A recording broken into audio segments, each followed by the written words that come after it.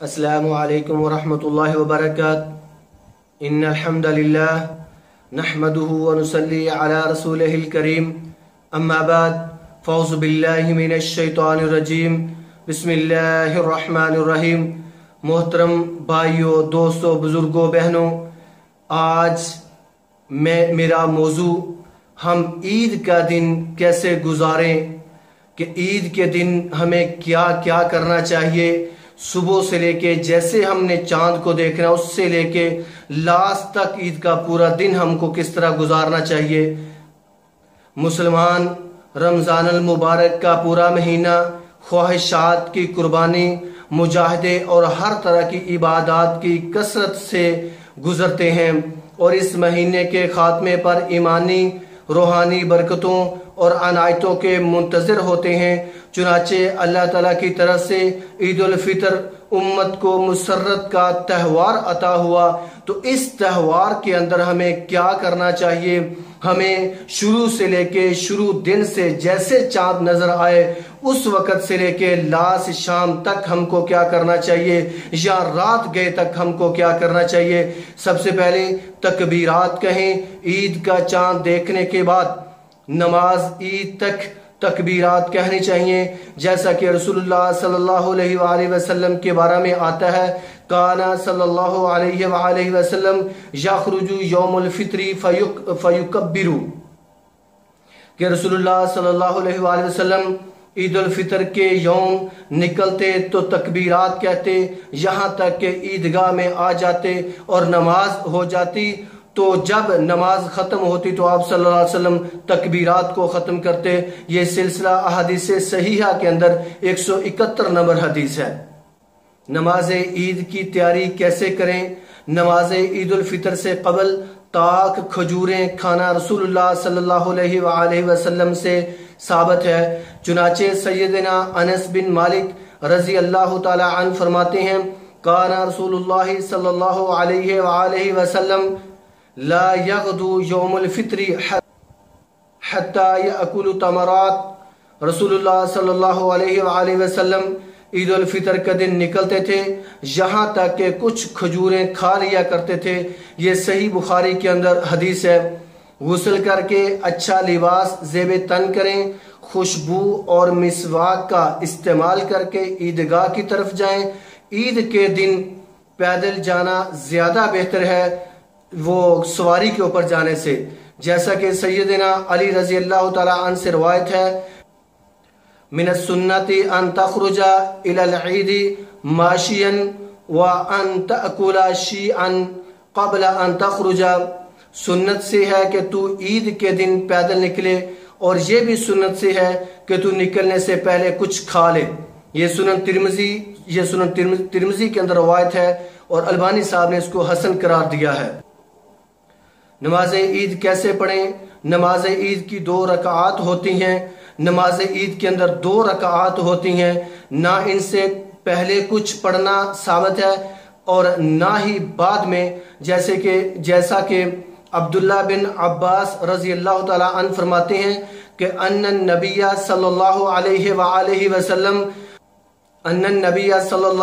وآلہ وسلم خرج یوم الفطر فصلی رکعتین لم یصلی قبلها ولا بعدها۔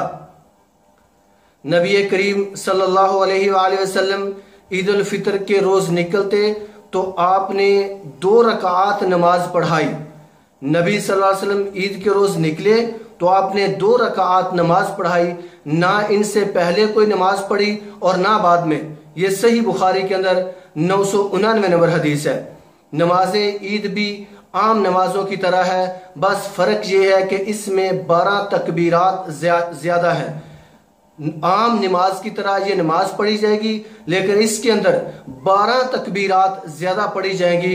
تو وہ 12 تکبیرات جیسا کہ حدیث کے اندر آیا ہے کہ ان النبی صلی اللہ علیہ وآلہ وسلم کبر فی العیدین فی الاولی 7 قبل القراءۃ وفی الآخرۃ 5 قبل القراءۃ، کہ نبی مکرم صلی اللہ علیہ وآلہ وسلم نے عیدین میں پہلی رکعت میں قرات سے پہلے 7 اور دوسری رکعت میں قرات سے پہلے 5 تکبیرات پڑھی ہیں۔ یہ سنن ترمذی کے اندر اور ابو داؤد کے اندر یہ صحیح روایت ہے۔ تو بھائیو اس سے ایک تو یہ بھی ثابت ہو گیا کہ 2 عیدیں مسلمانوں کے لیے 2 عیدیں ہیں، 3 عیدیں مسلمانوں کے لیے نہیں ہیں۔ عید کے دن ملاقات کرنا، عید کے دن ایک دوسرے کے ساتھ ملاقات کے لیے جانا چاہیے اور ایک دوسرے کو دعا دینی چاہیے۔ محدث علی بن ثابت الجزری رحمت اللہ فرماتے ہیں، میں نے امام مالک رحمہ اللہ سے تقبل اللہ منا و منکا، اللہ تعالیٰ ہماری اور تمہاری نیکیاں قبول فرمائے کے بارے میں پوچھا، جو کلمات لوگ عید کے دن ایک دوسرے کو کہتے ہیں، تو انہوں نے کہا ما زال ذلك الامر عندنا ما نرى به بأسا، ہمارے ہاں مدینہ میں لوگ ہمیشہ ہی ایسا کرتے آ رہے ہیں اور ہم اس میں کوئی حرج نہیں سمجھتے اور ہم اس کے اندر کوئی حرج نہیں سمجھتے۔ الثقات لابن حبان کے اندر یہ روایت موجود ہے۔ عید سے واپسی، نماز عید کے بعد واپسی پر راستہ تبدیل کر کے آنا چاہیے، جیسے کہ سیدنا جابر بن عبداللہ رضی اللہ تعالی عنہ فرماتے ہیں، کان النبی صلی اللہ علیہ وآلہ وسلم اذا کان یوم عید خالف الطریق، نبی صلی اللہ علیہ وسلم عید کے دن ایک راستے سے جاتے پھر دوسرا راستہ بدل کر آتے۔ یہ صحیح بخاری کے اندر روایت ہے کہ نبی صلی اللہ علیہ وسلم ایک راستے سے جاتے نماز عیدگاہ کی طرف ایک راستے سے جاتے اور پھر دوسرے راستے سے وہ واپس اپنے گھر کی طرف تشریف لاتے۔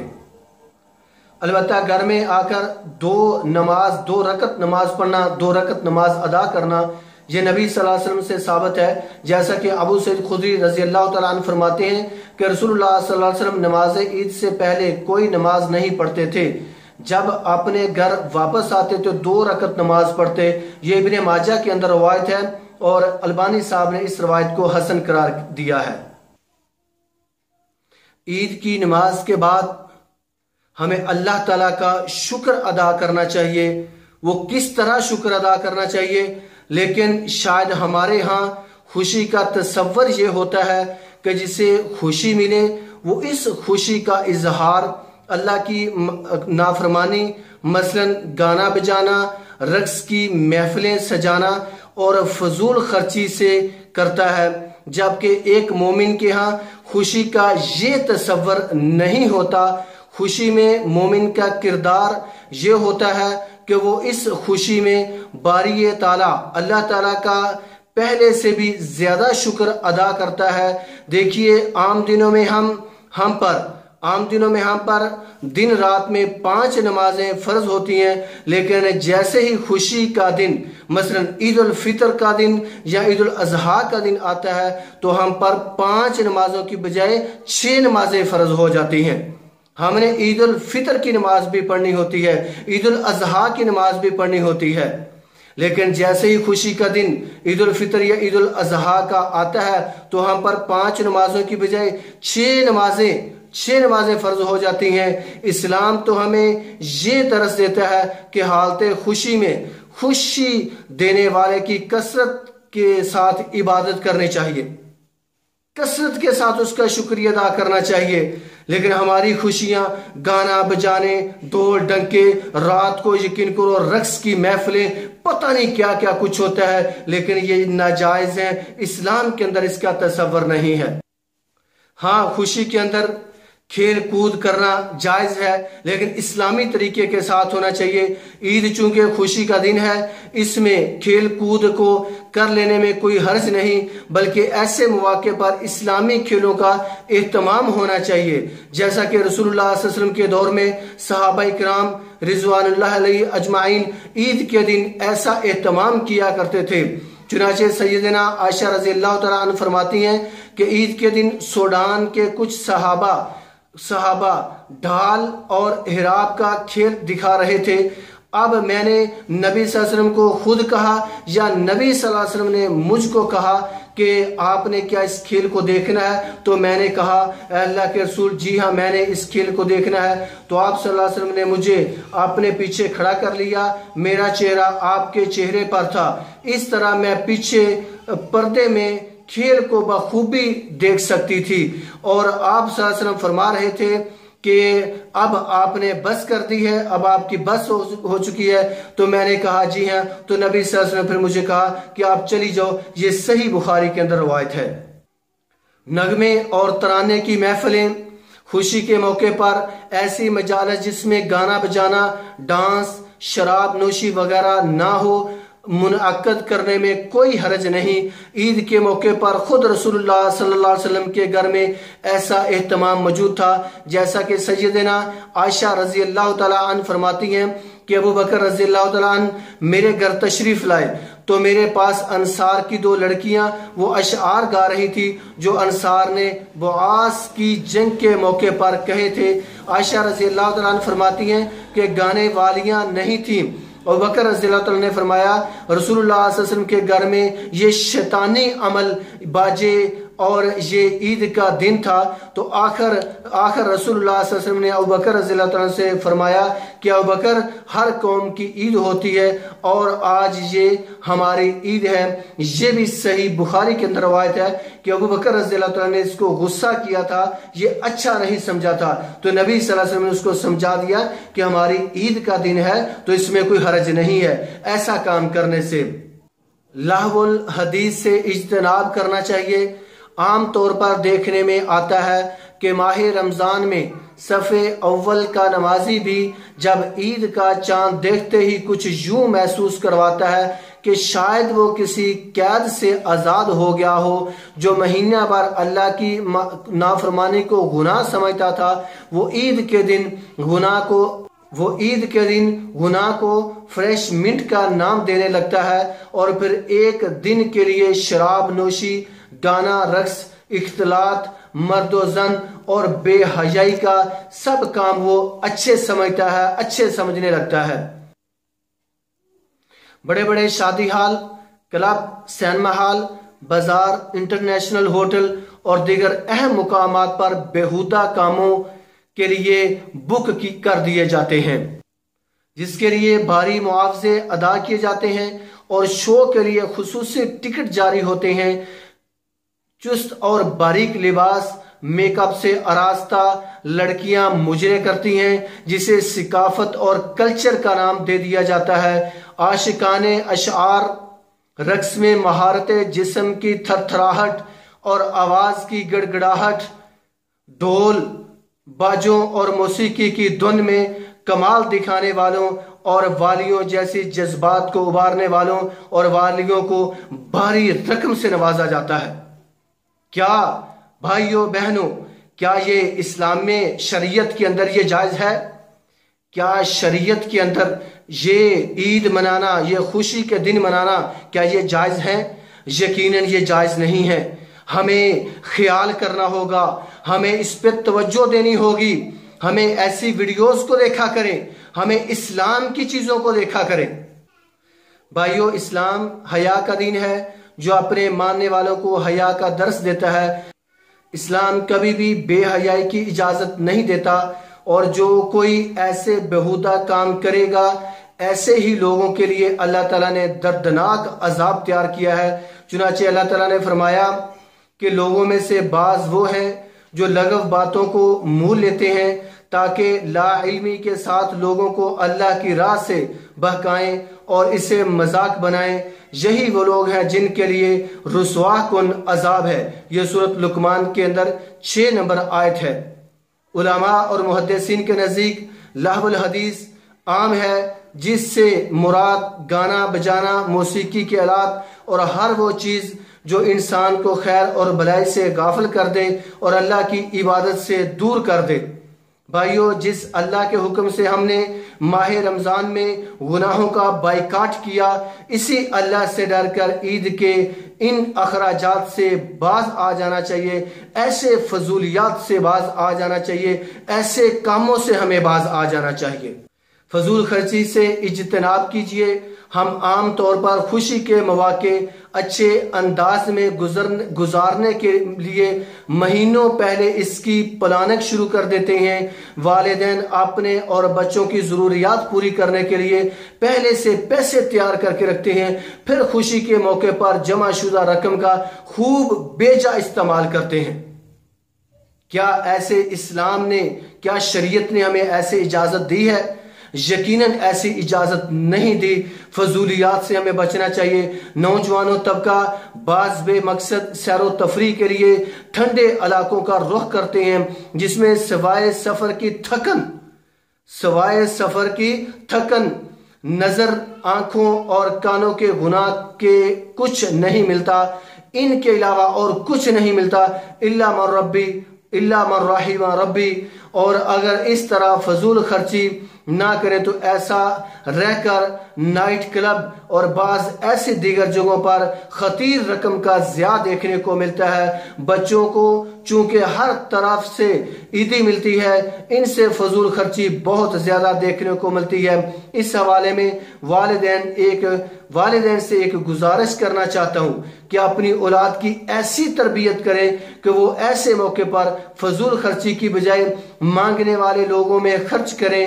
اس سے ایک تو ہمارے بچوں میں غریب کا احساس پیدا ہو جائے گا، ہمارے بچوں کے اندر غریب کا احساس پیدا ہو جائے گا، اور دوسرا فضول خرچی سے بچ کر اللہ کے ہاں ثواب کے حقدار ٹھہریں گے۔ محترم بھائیوں، بہت غور کرنے والی یہ میں بات ابھی کرنے لگا ہوں، بہت غور کرنے والی بات ہے کہ ہمارے اندر جو بھائی ناراض ہو چکے ہیں، ہماری بہنیں جو ناراض ہو چکی ہیں، ہمارے رشتہ دار جو ناراض ہو چکے ہیں، ان کے لیے میں بات کرنے جا رہا ہوں۔ ان سے صلح کیجئے، عید کے دن جا کے ان کے پاس ملنا چاہیے۔ اختلافات اور لڑائی جھگڑے ہو جانا کوئی بڑی بات نہیں ہے، بڑی بات کہ ان اختلافات کو بنیاد بنا کر مہینوں بلکہ سالوں تک قطع تلخی کر دی جاتی ہے۔ چونکہ عید یوم اجتماعی خوشی کا دن ہوتا ہے، اس میں ایک دوسرے سے گلے شکوے وغیرہ ختم کرتے ہوئے صلح کر لینی چاہیے، کیونکہ رسول اللہ صلی اللہ علیہ وآلہ وسلم نے ہمیں 3 دن سے زیادہ ناراض رہنے کی اجازت نہیں دی۔ مسلمان کو نبی صلی اللہ علیہ وسلم نے 3 دن سے زیادہ ناراض رہنے کی اجازت نہیں دی، جیسے نبی مکرم صلی اللہ علیہ وآلہ وسلم نے فرمایا، لا یحل لرجل ان یہجر اخاہ فوق 3 لیال، کہ کسی آدمی کے لیے جائز نہیں ہے کہ وہ اپنے بھائی کو 3 راتوں سے زیادہ ناراض چھوڑے۔ جو مسلمان صلح میں پہل کرتا ہے وہ اللہ تعالیٰ کے ہاں بہترین لوگوں میں سے ہوتا ہے۔ رسول اللہ صلی اللہ علیہ وسلم نے ناراض بھائیوں کا انداز بھی بیان فرما دیا ہے۔ ناراض لوگ ایک دوسرے کو راہ جاتے ملتے ہیں، سو وہ اس سے اعراض کرتے ہیں۔ ایک جب اس کے پاس سے گزرتا ہے تو وہ دوسری طرف منہ کر لیتا ہے، دوسرا جب اس کے پاس سے گزرتا ہے وہ اپنا منہ دوسری طرف کر لیتا ہے، تو ایک دوسرے مثلا اپنے منہوں کو، اپنے چہروں کو اس سے پھیرتے ہوئے اس کے پاس سے گزر جاتے ہیں۔ تو یہ اسلام کے اندر ایسا نہیں ہے، لیکن اسلام کے اندر تو یہ ہے، جو اسلام میں پہل کرتا ہے وہ اسلام کے اندر بہترین بندہ ہے۔ یہ صحیح بخاری کے اندر روایت ہے۔ عید کی خوشی میں غریبوں کو یاد رکھنا۔ عید چونکہ مسلمانوں کا اجتماعی تہوار ہے، اس لیے اسے مل جل کر ہی منانا چاہیے۔ بہترین مسلمان کی علامت یہ ہے کہ وہ اپنے بھائیوں کی خوشی غمی میں شریک ہوتا ہے، اور اس کی غمی کو اپنا غم سمجھ کر وہ حل کرتا ہے۔ چنانچہ سیدنا عبداللہ بن عمر رضی اللہ تعالیٰ عنہ سے روایت ہے کہ رسول اللہ صلی اللہ علیہ وآلہ وسلم نے ارشاد فرمایا، مسلمان کا بھائی ہے، نہ اس پر ظلم کرتا ہے، نہ اسے ظالموں کے سپرد کر دیتا ہے۔ جو شخص اپنے بھائی کی حاجت پوری کرنے میں لگا ہوتا ہے، اللہ تعالیٰ اس کی حاجت وہ بھی پوری فرماتا ہے۔ جو کسی مسلمان سے اس کی ایک تکلیف دور کرتا ہے، اللہ تعالیٰ اس سے قیامت کے دن قیامت کی تکلیفوں میں سے ایک تکلیف دور کر دے گا۔ یہ صحیح مسلم اور صحیح بخاری کے اندر روایت ہے۔ تو بھائیو، ہمیں اپنے مسلمان بھائی کا، اپنے مومن بھائی کا خیال رکھنا چاہیے، خاص خاص طور پہ میں بہت بڑی بات کرنے جا رہا ہوں، خاص طور پہ ہمیں اپنے علماء کا، اپنے خطیبوں کا، اپنے اماموں کا خیال رکھنا چاہیے کہ ان کو عید کی خوشیوں میں ہمیں ان کی خوشیاں بن جانا چاہیے۔ یقیناً میرے پاس ایک عالم دین تھا، امام مسجد تھا، وہ مسجد کی صفائی بیچارہ بھی کیا کرتا تھا، محلے کی مسجد ہے، تو وہ مجھے کہتا ہے، یہ آخری دنوں کی، رمضان کے آخری دنوں کی بات ہے، تو وہ کہتا ہے کہ مظفر بھائی آپ میرے لیے کوئی نہ کوئی راشن کا انتظام کر دیجئے۔ تو میں نے بڑی مایوسی بھائیوں دیکھی اس کے اندر، تو دیکھیں وہ میں نے اس سے پوچھا کہ تیرے بچے کتنے ہیں، تیری شادی ہوئی ہے؟ تو انہوں نے کہا، قاری صاحب نے کہا کہ ہاں میری شادی ہوئی ہے، میرے 3 بچے ہیں۔ تو 15,000 روپے وہ مجھے مسجد والے دیتے ہیں۔ تو بھائیو یاد رکھو کہ 15,000 میں کیا وہ بیچارہ کرے گا، کتنے وہ جوڑے سلائی کرے گا، کتنی جوتے لے گا، آخر وہ بچوں کو کھانا پلانا بھی کرنا ہوتا ہے، سب کچھ کام کرنے ہوتے ہیں۔ تو اس لیے اپنے امام صاحب کو، اپنے خطیب صاحب کو، اور اس طرح جو بھی مسجدوں کے اندر ہے ان کا خاص خیال کیا کرو۔ یقیناً 24 گھنٹے یہ پابند ہیں آپ کے، اور جو میں اپنے اکثر دیکھا ہے کہ جو گھروں کے اندر جن کی بات نہیں مانی جاتی وہ آ کے علماء کو تنگ کرتے ہیں۔ حتیٰ کہ یاد رکھنا، العلماء ورثۃ الانبیاء، نبی صلی اللہ علیہ وسلم فرمایا کہ علماء انبیاء کے وارث ہیں، ان کا خاص خیال رکھنا چاہیے، ان کے کھانے کا، ان کے پینے کا، ان کے کپڑے کا، ان کی جوتے کا، ان کے ایک ایک چیز کا ہمیں خیال کرنا چاہیے۔ بھائیو علماء انبیاء کے وارث ہیں، اگر ہم علماء کا خیال نہیں کریں گے تو بھائیو یاد رکھ لینا، تو پھر ہم سے وراثت ہی اسلام کی چھین لی جائے گی۔ تو اس لیے علماء کا سب سے پہلے خیال کیا کرو۔ اور محترم بھائیو، ملنے جلنے کے بارے میں ایک حدیث نوٹ فرمائیں، غور کے ساتھ میری بات کو سنیں۔ سیدنا ابن عمر رضی اللہ تعالیٰ عنہ سے روایت ہے کہ نبی مکرم صلی اللہ علیہ وآلہ وسلم نے ارشاد فرمایا، جو مومن لوگوں سے ملتا جلتا ہے اور ان سے ملنے والی تکلیف پر صبر کرتا ہے، جو مومن لوگوں سے ملتا جلتا ہے اور ملنے والی تکلیف سے صبر کرتا ہے، وہ اس مومن سے زیادہ ثواب حاصل کر لیتا ہے جو لوگوں سے ملتا جلتا نہیں ہے اور ان کی طرف سے آنے والی تکلیف پر صبر نہیں کرتا۔ یہ سنن ابن ماجہ کے اندر روایت ہے اور البانی صاحب نے اس کو صحیح قرار دیا ہے۔ تو خوشی کے موقع کے اوپر ایک اور بات بھی یاد رکھیں کہ مریضوں کی عیادت کیجئے، خوشی ہوتی ہے، جیسے ہر کوئی صرف اچھا ہی نہیں سمجھتا بلکہ اسے تلاش بھی کرتا رہتا ہے، مگر یہ اللہ تعالیٰ کی تقسیم ہے کہ یہ خوشی کے مواقع کسی حالت میں صحت میں آتے ہیں اور کسی کو بیماری کی حالت میں آتے ہیں۔ ایسے مواقع پر رشتہ داروں کو ان افراد کے پاس ضرور جانا چاہیے جو کسی بیماری میں مبتلا ہوں۔ اس کا فائدہ یہ ہوگا کہ یہ سنن ترمذی کے اندر روایت ہے 969 نمبر، یہ حدیث ہے کہ مسلمان کی عیادت کرنا کتنا بڑا اجر ہے، لیکن خوشی کے موقع کے اوپر بھائیو جب اس کی خوشی ہم بن جائیں گے تو یقین کرو اللہ تعالیٰ بھی بہت زیادہ خوش ہو جائے گا۔ نبی صلی اللہ علیہ وسلم نے اس کے لیے کتنی بشارتیں عطا فرمائی ہیں کہ جو بندہ خوشی کے موقع کے اوپر جو بندہ کسی کی صبح کے وقت عیادت کرتا ہے تو بھائیو شام تک 70,000 فرشتے اس کے لیے دعائیں استغفار کرتے رہتے ہیں۔ اسی طرح جو شام کو عیادت کرتا ہے صبح تک اس کے لیے 70,000 فرشتے دعائیں استغفار کرتے رہتے ہیں۔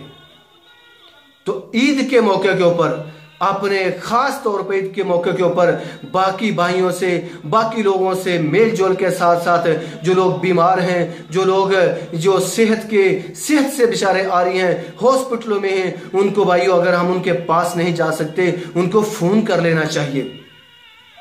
اور اسی طرح عید کی خوشی میں مظلومین کے لیے دعائیں کرنی چاہیے، فلسطین، چچنیا، بوسنیا اور اسی طرح بیت المقدس کے لیے بھی ہمیں زیادہ سے زیادہ دعائیں کرنی چاہیے، فلسطین کے لیے زیادہ سے زیادہ دعائیں کرنی چاہیے۔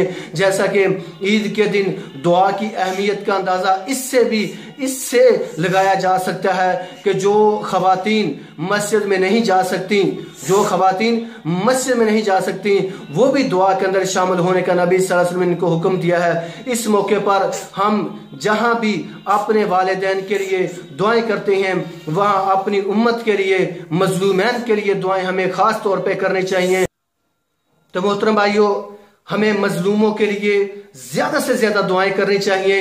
عورت کو یہ یاد رکھیں، میری وہ مائیں بہنیں جو استحاضہ میں ہیں، جو حیض کے اندر ہوتی ہیں، جو مستحاضہ ہیں، جو مثلا ابھی سوا مہینہ بھی پورا نہیں ہوا، جن کو گھر کے اندر وہ بچہ پیدا ہوا ہے اور یہاں حیض کی حالت میں ہیں، جس کو ہم عام طور پہ یہ عورتیں کپڑے کہتے ہیں کہ مجھے کپڑے آئے ہوئے ہیں، اور وہ بھی عورتیں مسجد کے اندر، عیدگاہ کے اندر وہ جائیں، ایک سائیڈ پہ وہ بیٹھ جائیں، لیکن عید کی جیسے ہی نماز ختم ہو جائیں وہ درس سننے کے بعد وہ دعا کے اندر شامل ہو جائیں، دعا کے اندر ضرور شامل ہو جائیں۔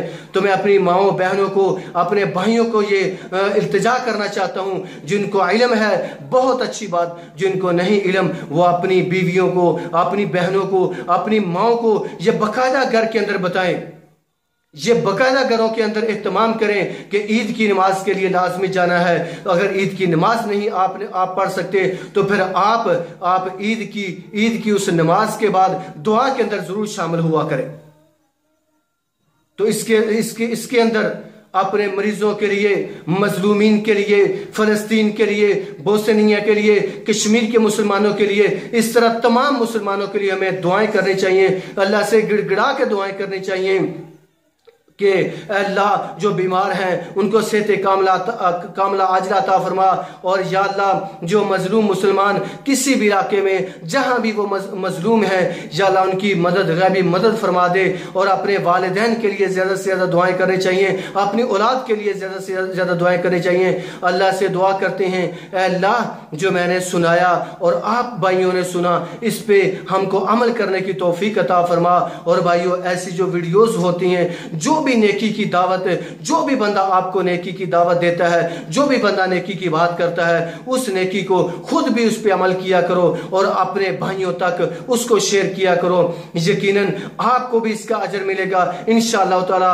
اس بندے کو تو اس کا اجر ملنا ہی ملنا جس کو آپ نے وہ بات نیکی کی پہنچا دی، لیکن اس اجر کا آپ کو بھی ثواب ہوگا۔ اللہ تعالیٰ سے دعا کرتے ہیں اے اللہ جو میں نے سنایا اور جو آپ نے سنا اس پہ ہم کو صحیح طور پہ عمل کرنے کی توفیق عطا فرما۔ اقول قولی ھذا استغفر اللہ لی ولکم۔